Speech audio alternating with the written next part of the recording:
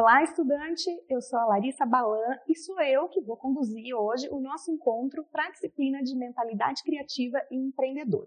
Aqui tem um pouquinho sobre a minha experiência, a minha trajetória de mercado, mas eu convido você para assistir essa aula de hoje para a gente colocar em prática aquele conhecimento que você veio adquirindo nas disciplinas, toda aquela metodologia que os professores te ensinaram, eu também nessa disciplina, e que vão se relacionar muito com as situações que você vai encontrar no seu cotidiano, no dia a dia dos negócios, lá no mercado, ou quando você resolver empreender.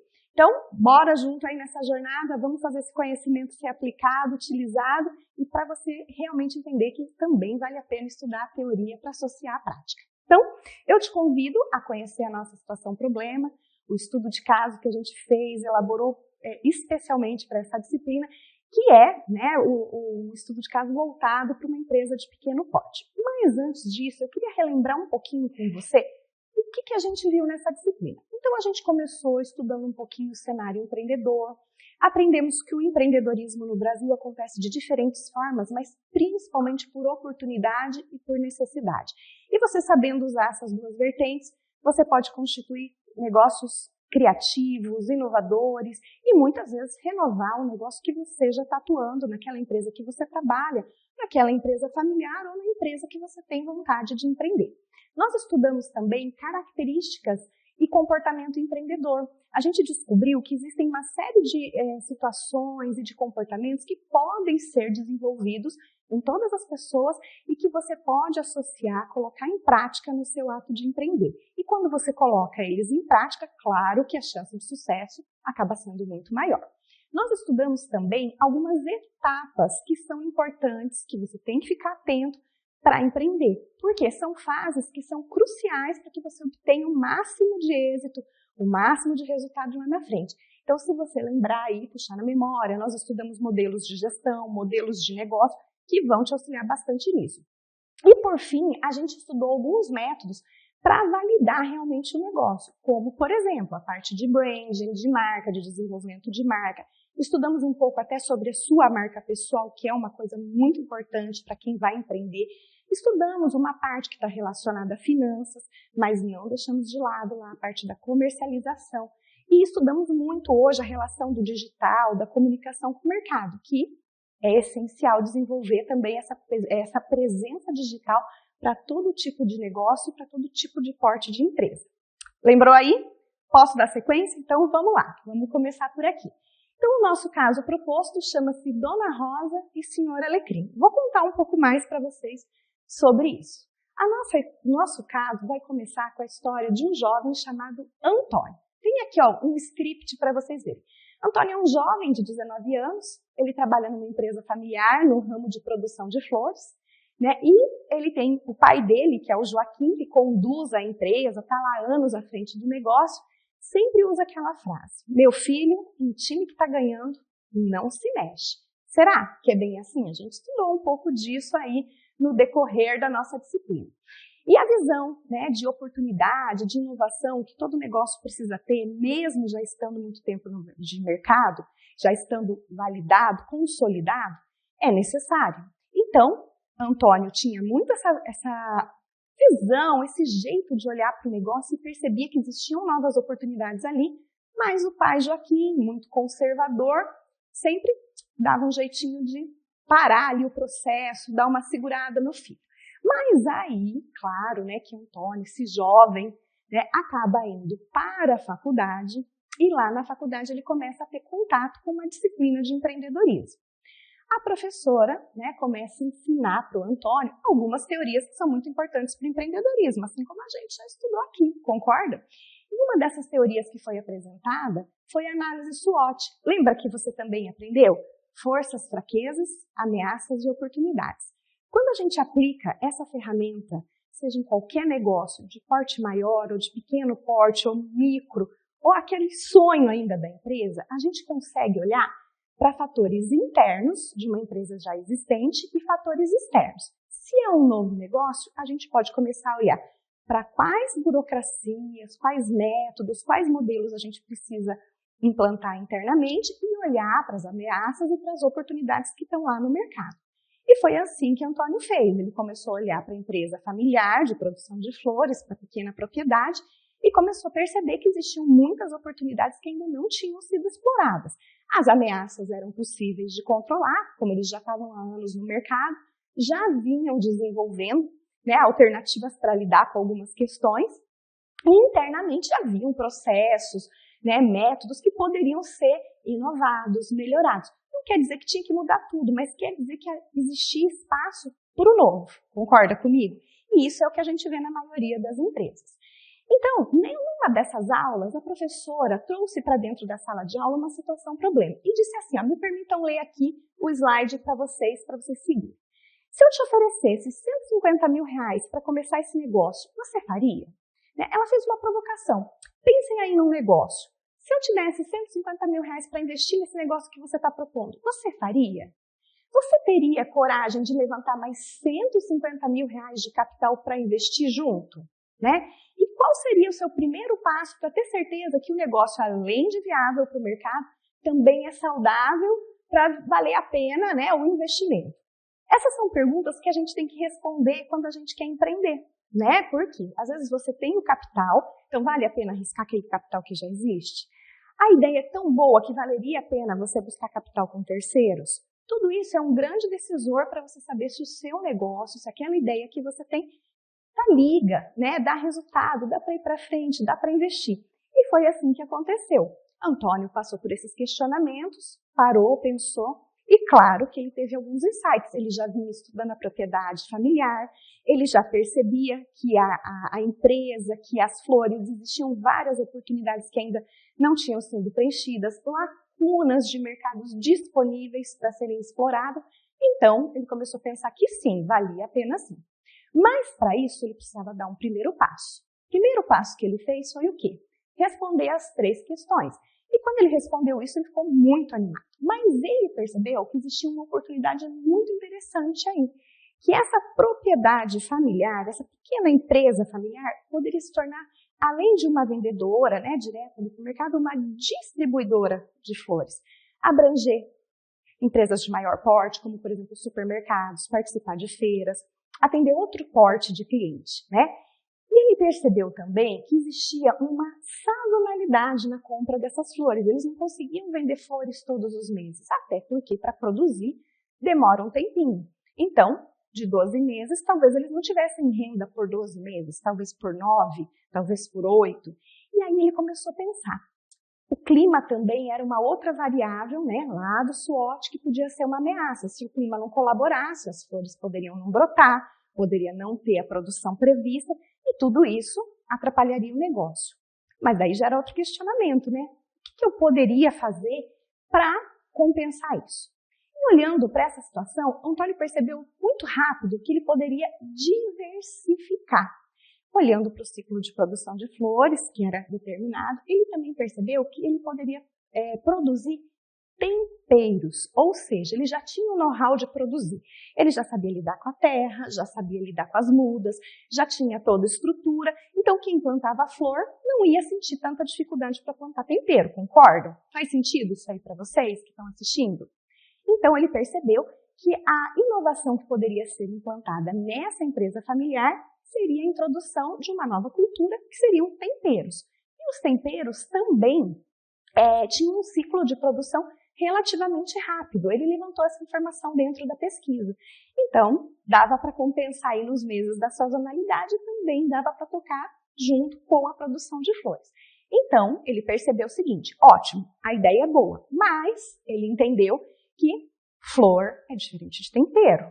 O uso é diferente, o contexto é diferente, a proposta de consumo é diferente. Então, ele percebeu que ele precisava criar uma marca para esse produto chamado tempero. As flores, detalhe, também não tinham marca, eram vendidas aleatoriamente. Então, ele começa a perceber que para se comunicar com o mercado e se destacar que essa é a função da marca, ele precisava investir em comunicação visual, ou seja, criar uma marca para identificar e se destacar da concorrência.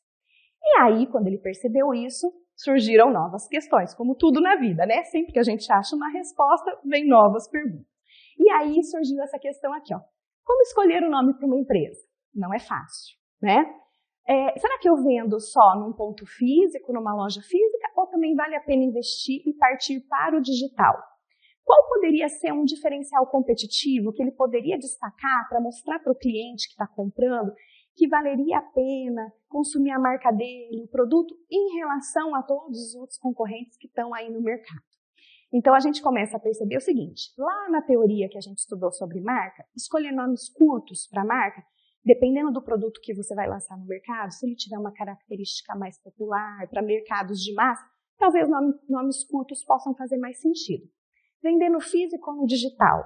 Hoje, né, mesmo que seja de uma forma mais simples, com menos sofisticação ou menos automação, a gente também precisa estar com a presença digital ativada, concorda? Pelo menos no Instagram. Né? E aí a questão do diferencial competitivo é onde ele precisava pensar e achar a solução. Vamos dar continuidade nessa história? Vamos lá. Passando aqui. E aí ele percebeu que ele precisava fazer um segundo passo. Então, o que foi esse segundo passo? A marca, ele conseguiu um nome muito prático e curto, né? Em que com isso ele ia se destacar dos concorrentes no mercado. Outro ponto foi entender que uma propriedade rural poderia ter um grande atrativo comercial para os clientes, né? Percebendo que o plantio e o cuidado também, nessas práticas de cuidado, representavam interesses que hoje estão no mercado, né? Essa biodiversidade, né? A responsabilidade socioambiental, que a gente também estudou lá no nosso livro. Então, ele começou a usar isso a favor. E a comunicação digital, como eu falei para vocês, ele constatou que era indispensável para aumentar o potencial de venda da empresa, ok? Aí surge aqui duas logos, né, que Antônio foi atrás para fazer. O nome da empresa de temperos, Senhor Alecrim, e o nome da empresa de flores, Dona Rosa. E assim ele cria esse casal simpático, né, para trazer para o mercado e fazer a comercialização dos produtos dessa empresa familiar. Vejam que ele acompanha ali um slogan junto com as logos, né, ó, mais sabor e mais tempero, e Dona Rosa, flores e decor. Então, hoje a gente tem N softwares livres, aplicativos que vocês podem usar para criar. Existe a possibilidade de você contratar profissionais de mercado para te ajudar nessa criação, porque não tem problema pedir ajuda. A gente também estudou isso na disciplina, né? Hoje o conhecimento está muito difundido. E às vezes a gente não vai conseguir saber tudo, absolutamente tudo que a gente precisa de todas as áreas. Então também faz sentido a gente se valer de colaboração e somar com outros profissionais de outras áreas, como por exemplo os designers, os publicitários, ou as pessoas da tecnologia para fazer o nosso negócio dinamizar e fluir no mercado. E assim, Antônio seguiu. Mas ele percebeu que o diferencial competitivo precisava estar bem definido para ele conseguir vender a marca dele de uma forma estratégica no mercado. Então ele percebeu lá, ó, gente, que não era só vender o produto, mas sim entregar, além de tudo, uma vida. O que o Antônio percebeu? Que existe uma grande tendência hoje de mercado que as pessoas querem o quê? Cultivar. Então, quando a gente vende um tempero em vaso, as pessoas podem ter isso dentro de apartamentos, dentro de casas, dentro de vários ambientes, cuidando da planta, usando até isso como uma situação anti-estresse, né? As flores, idem, além da decoração, as pessoas hoje gostam da jardinagem, né? E tudo isso foram fatores que a gente viu crescer muito no pós-pandemia. Lá também, em alguma aula, a gente mencionou sobre isso, como a pandemia mudou os hábitos e o comportamento de consumo. Antônio identificou isso, esperto ele, e colocou tudo isso como um diferencial competitivo, né? Não é só vender um vaso, é vender uma vida que pode ser cultivada, cuidada e continuada, né? Porque depois que eu usei o tempero, eu posso dar continuidade no cuidado com a planta. E assim seguiu. Parece fácil, né? Mas calma lá que tem mais passo ainda pela frente. Então, chegamos no terceiro passo. O que aconteceu aqui? O Antônio teve que começar a perceber que implantar tudo isso não era tão fácil assim, tá? Por quê? Quando a gente trata de uma empresa familiar, a gente tem muitas crenças, muitos valores que já estão lá. Concordam comigo? Né? Outra coisa que a gente percebe assim tranquilamente é que existe a questão do mindset, né? Mudar a mentalidade de uma pessoa que constituiu um negócio na década de 80, de 90, nos anos 2000, Não é fácil. Por quê? Porque essas pessoas trabalharam com empreendimentos num período que ainda a gente não tinha, né, toda essa economia digital.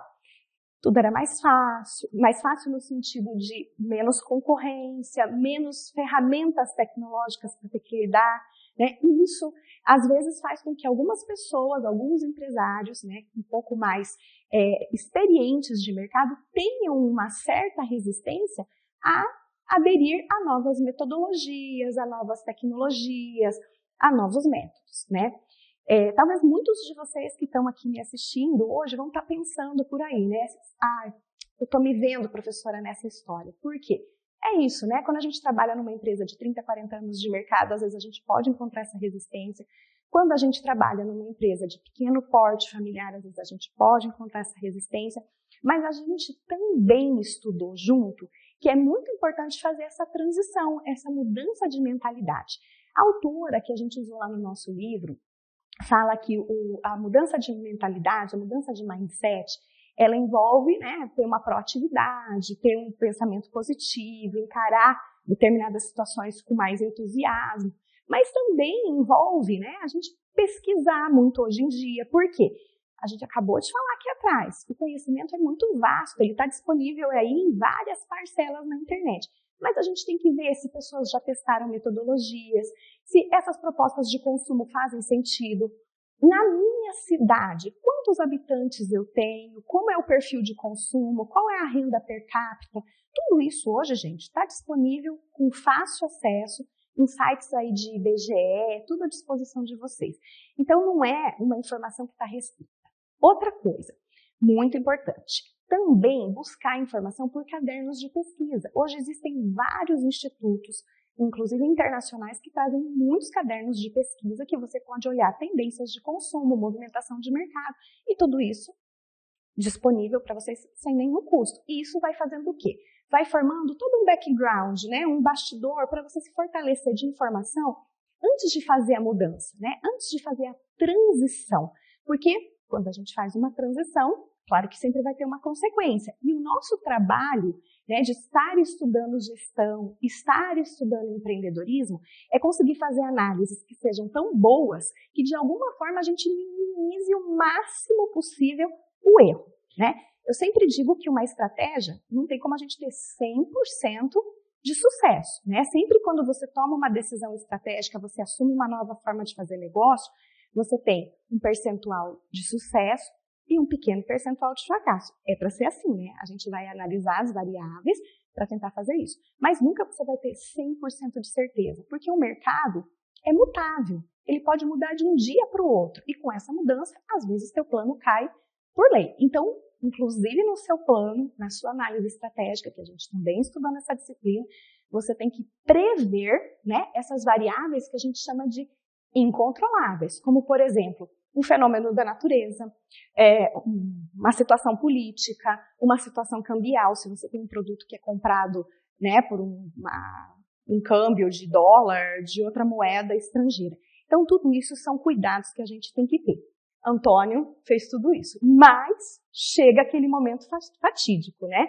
A conversa é difícil. Então, o que aconteceu? Ele sabia que ele ia ter que propor a mudança, né? E quebrar essa tradição que já vinha por anos e que tinha que, de alguma maneira, se renovar, né? E uma coisa que ele também pensou é o seguinte: existiria, se o negócio desse muito certo, talvez a gente podia usar aquele conceito de spin-off, que a gente também estudou, que é o quê? Eu olho um negócio de sucesso, ou quando eu fiz um negócio virar sucesso, eu pego uma fração dele e aplico, né, depois em outro lugar, de uma forma às vezes mais reduzida, mas dando continuidade naquela cadeia de gestão, de modelo de negócio, ok? Então, chegou o dia, né? Antônio chamou o pai Joaquim e falou assim: pai, precisamos ter aquela conversa séria, né? E aí ele explicou para o pai tudo isso que eu acabei de apresentar para vocês, colocou, né, que ele tinha feito toda essa pesquisa, essa mudança que era viável, que o investimento era plausível, era possível financeiramente, projetou quais que poderiam ser os volumes de venda, tudo isso aí que vocês já aprenderam comigo e com outros professores, tá? E aí, o que aconteceu? Joaquim falou assim para o filho, vou ler ali para vocês. Ó. Filho, meu negócio funciona assim há anos, mas eu entendo a sua vontade de crescer e inovar. Faremos muito melhor, tá? Eu continuo aqui da minha maneira, mas você pode e deve iniciar seu novo negócio. Olha só que legal! Você será meu cliente, tá? Irei fornecer as flores e também os temperos, e você irá traçar todo esse projeto de comercialização. Quem sabe você cresce tanto, que você vai poder ajudar outros produtores, como seu pai, a crescerem e prosperarem. Vai, filho, voa muito alto, porque o mundo está aí para você mudar, né? E que bom que a gente vê que a situação aqui acabou de uma forma feliz. Mas aqui tem um aprendizado muito importante, que mesmo o Joaquim não frequentando ali a faculdade, ele deu possibilidade para o filho aplicar mais um conceito, que é o da verticalização, que a gente também vai ter comentado aí em aulas atrás, né? Que é o quê?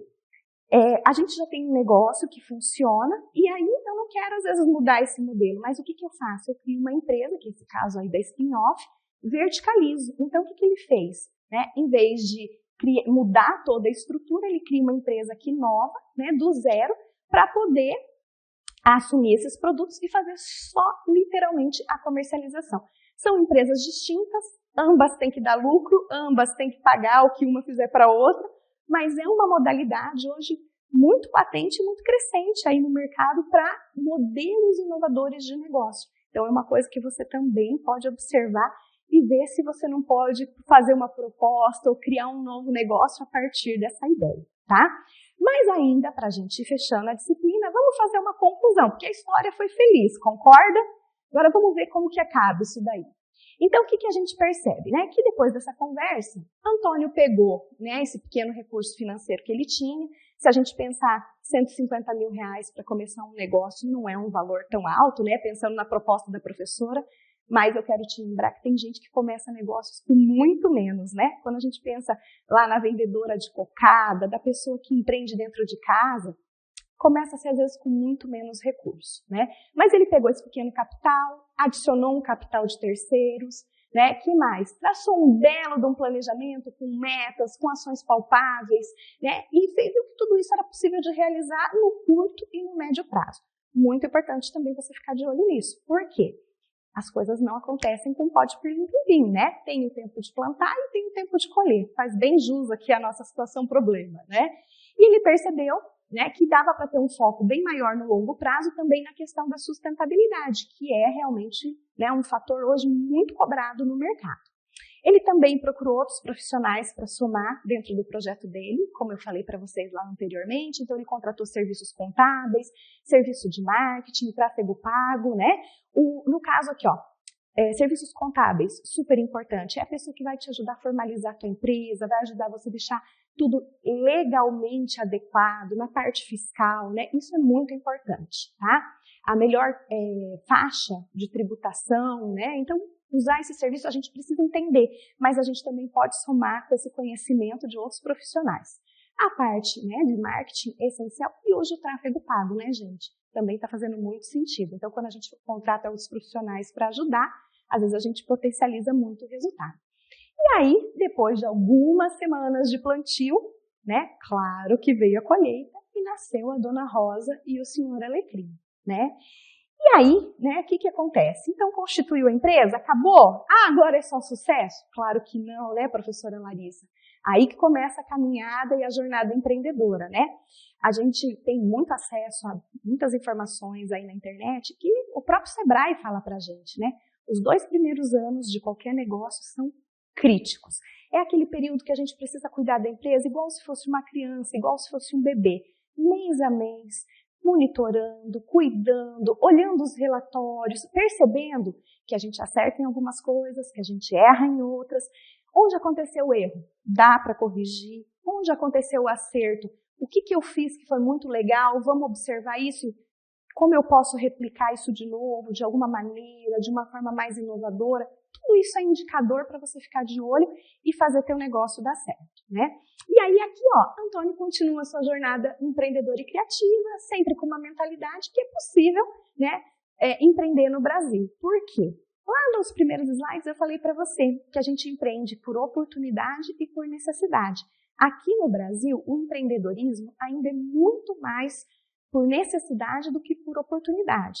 Mas pessoas como você, né, que está aqui estudando com a gente, está lapidando seu conhecimento, justamente vem buscar toda essa informação para poder o quê? Enxergar muito mais oportunidade no mercado. Né? E eu garanto para você que toda vez que você estuda, que você aprofunda os seus conhecimentos, fica cada vez mais fácil de você enxergar isso, né? Porque requer esse esforço, né? De dedicação, de estudo, de aprofundamento para a gente enxergar tantas oportunidades que tem nesse nosso mercado, tá? E aí aqui a gente já vai caminhando para o fim da nossa aula e eu quero te deixar uma pergunta para saber se você aproveitou a disciplina, se você aproveitou essa aula de estudo de casa e te perguntar, né? Você está preparado para se inspirar com a história do Antônio? Já pensou aí em algum negócio, em algum empreendimento, em alguma coisa que você pode fazer para somar, para mudar a sua realidade? O que você me diz? Né? Aproveita que todo o conhecimento está aí gritando dentro da sua cabeça. Vamos fazer já uma atividade prática? Pega um papel que está na sua frente, anota aí se surgiu alguma ideia, tá? Vou te fazer mais uma provocação. Lembra a pergunta que a professora fez para o Antônio? Se eu te desse agora 150 mil reais para começar o teu negócio, essa ideia que você está colocando aí no papel, valeria a pena? Você investiria 150 mil nela junto comigo? O que você me diz? Né? Existe alguma oportunidade que você identificou nessa ideia que está aí na sua cabeça? Que você já percebeu no mercado? Me conta, escreve que é bom. Tudo que a gente escreve fica mais fácil da gente visualizar. E aí, eu vou te deixar uma tarefa que é mais longa, né? Que é fazer uma análise SWOT dessa ideia. E se alguém que está aí me assistindo falou assim, professora, mas você perguntou tudo tão rápido, eu não tenho essa ideia pronta, não estava aqui no bolso.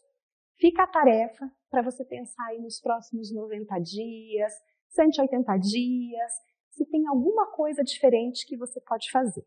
Se você tem aquele perfil intraempreendedor, você está trabalhando para alguém, mas você tem todas essas características do comportamento empreendedor, às vezes você quer até aumentar a tua renda, você quer diversificar negócios, você quer partir para uma jornada para saber se vai dar certo para depois migrar, esse é o primeiro exercício que você tem que fazer.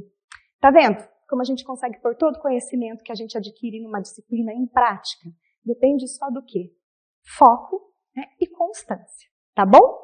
Eu espero que a disciplina tenha sido bem bacana para você, espero que esse estudo de caso tenha te inspirado a ter novas ideias, novos insights, né? E fica aqui um convite para você continuar seus estudos conosco e que você tenha um ano em 2024 de bons projetos e de muito sucesso. Obrigada!